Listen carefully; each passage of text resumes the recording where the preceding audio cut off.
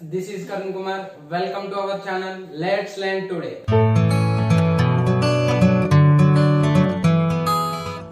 Okay, so ఈ రోజు topic మనం కాన్సంట్రేషన్ టర్మ్స్ చూద్దాం. ఓకే, సో లాస్ట్ క్లాస్ లో మనము స్టాయికియోమెట్రీ అంటే ఏంటి, అలాగే లిమిటింగ్ రియేజెంట్ ఏంటో చూసాం. సో ఈ రోజు క్లాస్ లో కాన్సంట్రేషన్ టర్మ్స్ కంప్లీట్ గా చూద్దాం. సో అలాగే ఈ క్లాస్ తో some basic concepts of chemistry అయిపోద్ది, అంటే స్టాయికియోమెట్రీ బేసిక్ కాన్సెప్ట్స్ అన్ని కూడా అయిపోతాయి. సో కాబట్టి లాస్ట్ క్లాస్ చూద్దాం చూడు. So concentration terms. So general గా మనం concentration terms so solutions solution యొక్క కాన్సంట్రేషన్ ని చెప్పడం కోసం సో కాన్సంట్రేషన్ టర్మ్స్ ఉన్నాయి.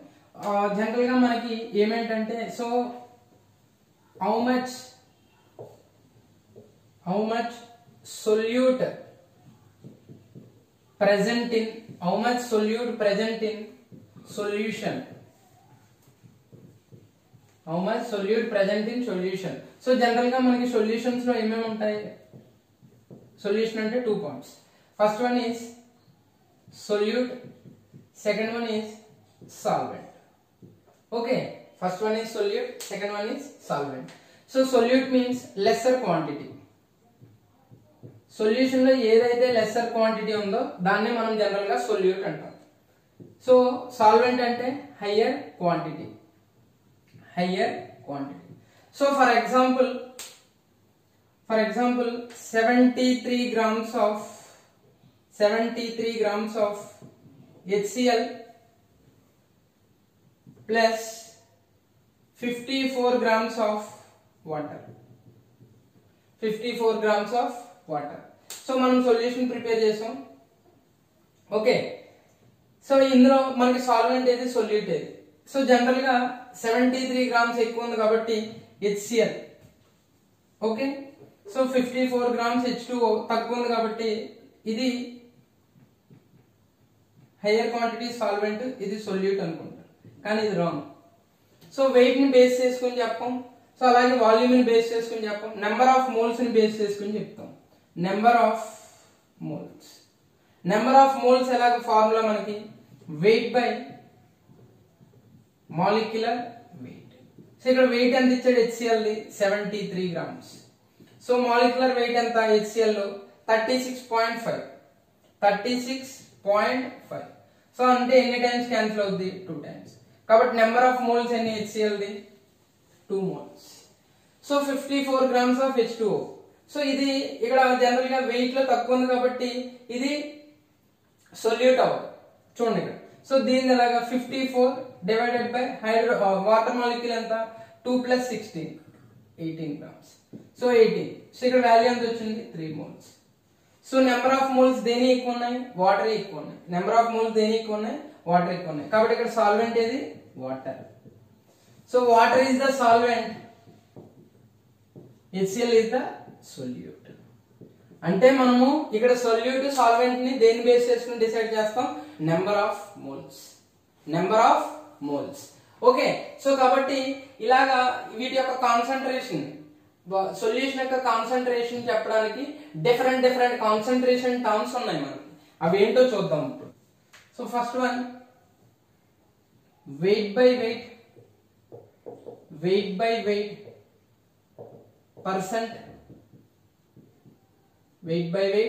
percent. So second one volume by volume percent, and third one weight by volume percent, and fourth one ppm, fifth one ppb. ppm means parts per million, ppb means parts per billion. Sixth one mole fraction, and seventh one molarity, eighth one molality, ninth one normality. These are the different concentration terms. One by one చూద్దాం. So wait by weight percent, దీన్ని mass percentage అని కూడా అంటాం. So for example 5 weight by weight percent అన్న. Okay, so లేకపోతే 5% weight by weight అన్న. So దాని అర్థం ఏంటంటే so 5% weight by weight gram. So NaOH of NaOH అన్న. సో ఇక్కడ 5% weight by weight అంటే ఏంటంటే ఇక్కడ 5 grams in 100 grams. 5 grams of solute, 5 grams of solute in 100 gram of solution. 100 gram of solution. అది దాని అర్థం అక్కడ. 5% అంటే 100 కదా. సో కాబట్టి 5 grams weight లో చెప్తాం. సో దీనికి ఫార్ములా ఏంటంటే weight by weight mass percent కి formula mass percent is equal to okay weight of solute divided by weight of solution into 100. So 5% weight by weight of NaOH అంటే అర్థమైందా? 5 grams of solute అంటే 5 solute ఏంటి ఇక్కడ? So 5 grams of NaOH, 5 grams of NaOH in 100 gram of solution, in 100 gram of solution. So అది mass percent అవుతుంది. weight by weight అంటే అర్థమైంది. So wait అంటే ఇక్కడ కూడా మనకి జనరల్ గా మనకి గ్రామ్స్ లోనే, ఇక్కడ కూడా గ్రామ్స్ లో. సో అలాగే వాల్యూమ్ బై వాల్యూమ్ పర్సెంట్, దీన్ని వాల్యూమ్ పర్సెంట్ అంటాం. Volume percent is equal to volume of solute divided by volume of solution into 100. So ఇక్కడ వాల్యూమ్ బై వాల్యూమ్ అన్నాం. ఏమన్నాం? Volume by volume. So volume by volume అంటే ఇప్పుడు for example 5% volume by volume అన్నాం. 5% volume by volume అంటే 5% అంటే ఇక్కడ ఏంటి? జనరల్ గా మనకి 5 ml of solute in 100 ml of solution. 5 ml of solute in 100 ml of solution. ఇక్కడ వాల్యూమ్ లో చెప్తున్నాం కాబట్టి ml, ఇక్కడ వెయిట్ లో చెప్తున్నాం కాబట్టి గ్రామ్స్. Weight of solute in grams, weight of solution in grams. ఇక్కడ volume of solute in ml, volume of solution in ml. Okay, so next one volume percent అయిపోయింది. Weight by volume percentage is equal to weight by solute, wait of solute divided by volume of solution in 100. Volume of solution in 100. So ఇక్కడ wait by volume అన్నాం. అంటే for example 5% wait by volume అన్నాం. 5% wait by volume అంటే దీని అర్థం ఏంటంటే 5 grams of solute in 100 ml of solution. 100 ml of solution. So ఇక్కడ చూడండి, మూడు సిమిలరే. ఇక్కడ వెయిట్ బై వెయిట్ రెండు కూడా గ్రామ్స్ లో చెప్తాం. ఇక్కడ వాల్యూమ్ బై వాల్యూమ్ రెండు కూడా ml లో చెప్తాం. సో ఇక్కడ వచ్చేసరికి వెయిట్ బై వాల్యూమ్ అంటే సొల్యూట్ వెయిట్ లో చెప్తాం, సొల్యూషన్ వాల్యూమ్ లో చెప్తాం. ఓకే, సో కాబట్టి మూడు weight by weight, volume by volume, weight by volume అయింది. So next one ppm. So ppm is equal to, ppm అంటే ఏంటి? Parts per million. Okay, for example 2 ppm అన్నాను. 2 ppm. So 2 ppm of NaOH తీసుకుందాం. 2 ppm of NaOH prepare చేయండి. 2 ppm of అంటే 2 grams of NaOH in 10 to the power of 6 grams of solution. 10 to the power of 6 grams of solution. So చాలా తక్కువ concentration ఇది ppm అంటే. ppm అంటే చాలా తక్కువ, 10 to the power of 6 grams of solution. So ఎంత? 2 grams of NaOH. So 2 ppm అని. అదే 5 ppm అంటే ఏమవుతుంది మనకి? 5 grams of NaOH in 10 to the power of 6 grams of solution అవుతుంది. Okay, so ppm is equal to mass of solute by mass of solution mass of solution into 10 power 6 10 power 6 okay అది ppm గురించి. Next one ppb చూద్దాం. ppb అంటే ఏమని చెప్పాను, parts per billion. So for example 5 ppb అన్నాను నేను. 5 pp prepare 5 pp solution of NaOH అన్నాను. 5 ppb solution of NaOH. అది ఎలా ప్రిపేర్ చేయాలంటే, so 5 grams of NaOH in 10 to the billion అంటే 10 to the power of 9 grams of solution. 10 to the power of 9 grams of solution. Okay so అంటే దీని formula ఏమవుద్ది ఇక్కడ రాస్తున్నాను చూడండి. So ppb is equal to mass of solute divided by mass of solution into 10 power 9. 10 power 9. So ఇది ppb formula. ఇది ppm calculation చేయాలి. Okay so next one weight by volume. ఇది weight by volume.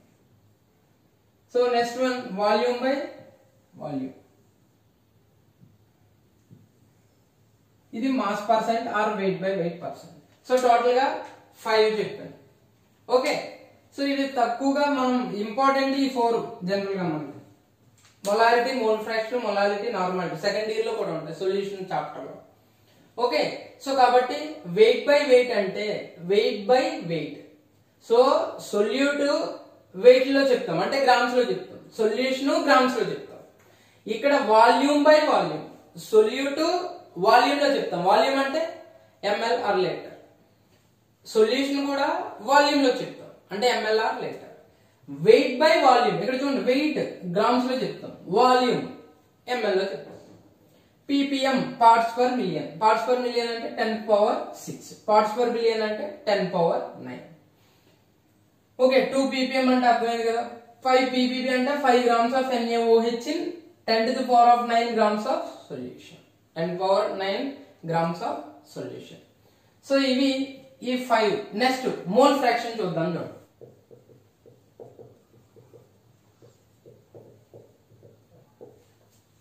Okay so baker తీసుకున్నాను నేను. ఇందులో ఏ అనే component ఉంది, B అనే కాంపోనెంట్ ఉంది. ఏ అనే కాంపోనెంట్ ఉంది, బి అనే కాంపోనెంట్ ఉంది. సో ఇప్పుడు నేను మోల్ ఫ్రాక్షన్ క్యాలిక్యులేషన్ చేయాలి. సో మోల్ ఫ్రాక్షన్ అంటే ఏంటంటే the ratio of moles of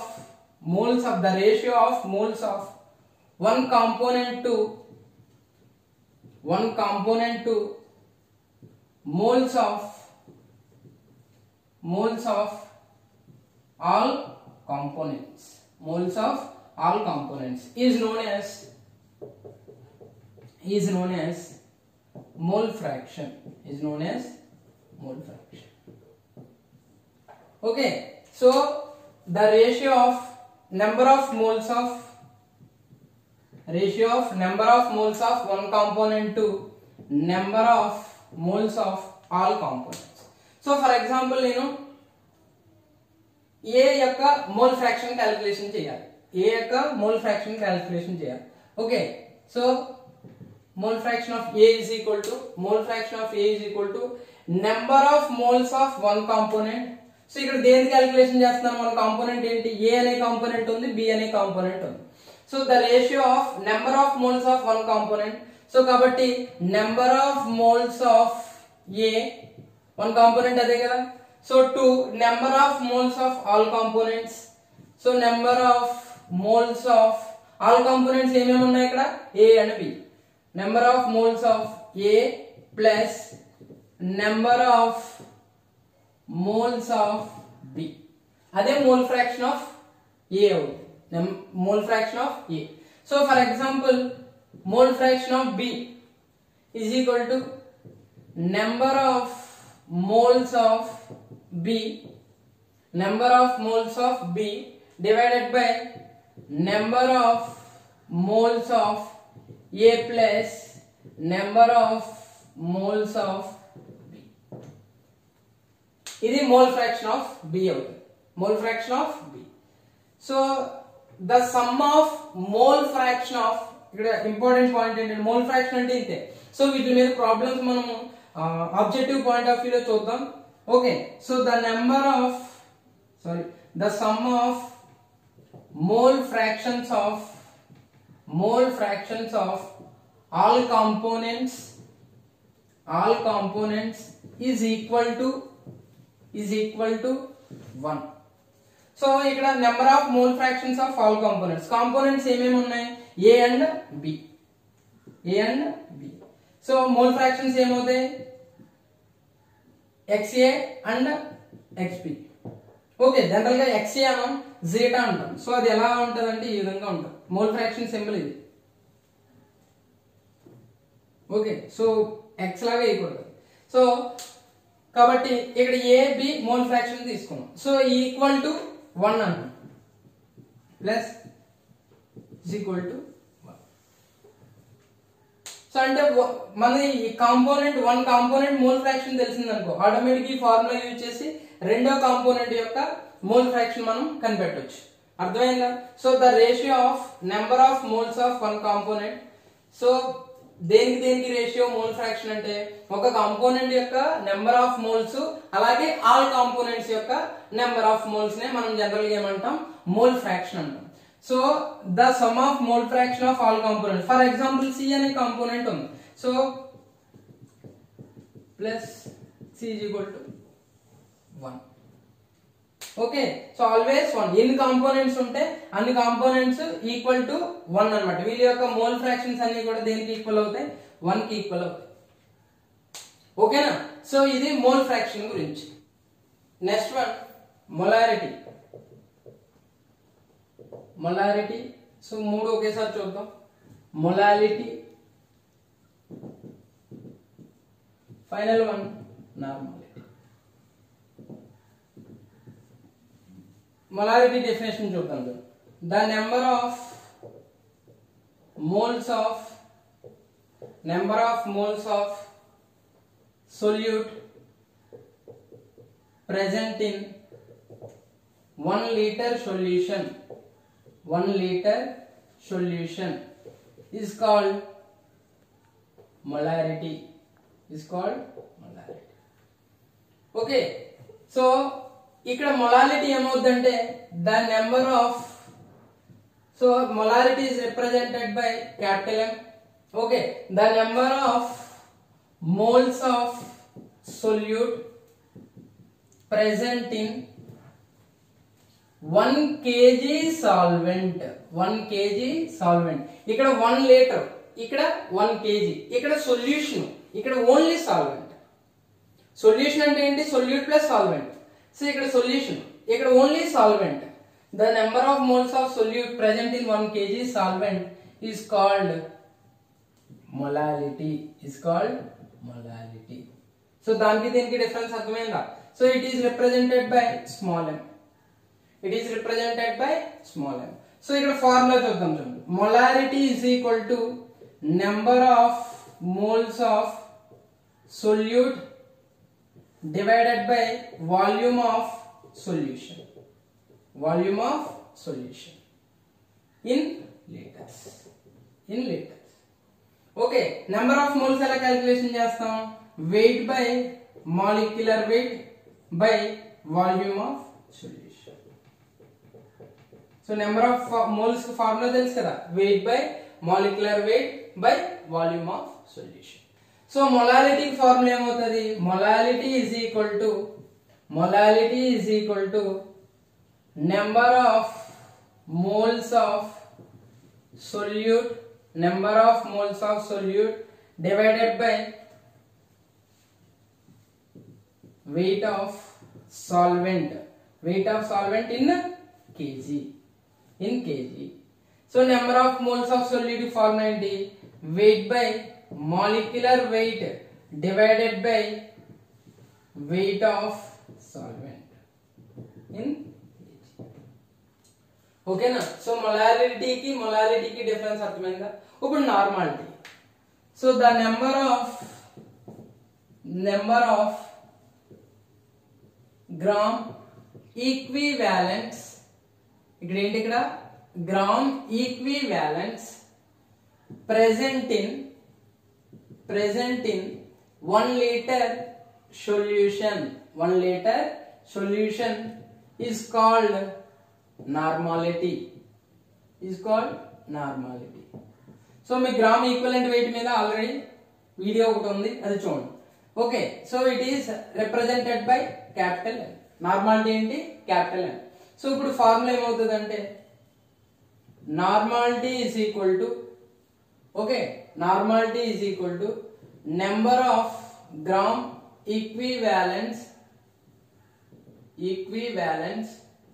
of solute divided by volume of solution in liters. So gram equivalent weight ని ఎలా క్యాలిక్యులేషన్ చేస్తాం అంటే number of gram equivalents is equal to molecular weight by n factor. So gram equivalent wait మీద different cases లో n factor different cases లో మీకు చెప్పాను already. Element అయినప్పుడు ఏంటి, అలాగే నెక్స్ట్ వన్ యాసిడ్స్ అయినప్పుడు ఏంటి, బేసిస్ అయినప్పుడు ఏంటి, n ఫ్యాక్టర్ ఎలా కన్సిడర్ చేయాలి, సాల్ట్స్ అయినప్పుడు ఏంటి. సో ఇవన్నీ ఈక్వివాలెంట్ వెయిట్ మీద ఒక సెపరేట్ వీడియో ఉంది. సో నార్మాలిటీ కేసులో వచ్చేసరికి గ్రామ్ ఈక్వివాలెంట్ వెయిట్ ని కన్సిడర్ చేస్తాం. అదే మనం మొలారిటీకి వచ్చేసరికి నెంబర్ ఆఫ్ మోల్స్, ఇక్కడ number of gram equivalent weights. So ఇక్కడ చూడండి, మొలారిటీ అంటే number of moles of solute present in 1 liter solution is called molarity. So formula it is represented by capital M. Molarity is equal to number of moles of solute divided by volume of solution. So number of moles మన formula తెలుసు, weight by molecular weight by volume of solution. So ఇక్కడ మొలారిటీకి వచ్చేసరికి number of moles of solute present in 1 kg solvent. ఇక్కడ 1 litre solution, ఇక్కడ 1 kg solvent is known as molarity. So it is represented by small m. Weight by molecular weight, number of moles అంటే మళ్ళీ weight by molecular weight, wait of solvent in kg. ఇక్కడ normality అంటే ఇక్కడ number of moles, molarity అంటే ఏంటి, number of moles, అక్కడ number of gram equivalence. Gram equivalence ఎలా calculation చేస్తాం, molecular weight by n factor. So దేనిదైతే ఇచ్చారో దాని molecular weight. For example acid ఇస్తే n ఫ్యాక్టర్ ఎలా కన్సిడర్ చేస్తాం, బేసిసిటీ తీసుకుంటాం. బేసిసిటీ అంటే ఏంటో చెప్పాను. అలాగే సో నెక్స్ట్ ఇచ్చింది బేస్ అనుకో, n ఫ్యాక్టర్ ఎసిడిటీ తీసుకుంటాం. సో సాల్ట్ అనుకో, total number of positive charges or negative charges. So ఈ విధంగా n ఫ్యాక్టర్ మారుతూ ఉంటారు. ఓకేనా, ఇది మొలారిటీ, నార్మాలిటీ గురించి. సో వీటి మీద ప్రాబ్లమ్స్. సో ఇంతటితో some basic concepts of chemistry అయిపోయింది. సో ఒక దీనికి సంబంధించినటువంటి కొన్ని ఆబ్జెక్టివ్ క్వశ్చన్స్ చూసి ఈ చాప్టర్ క్లోజ్ చేద్దాం. Okay, thank you.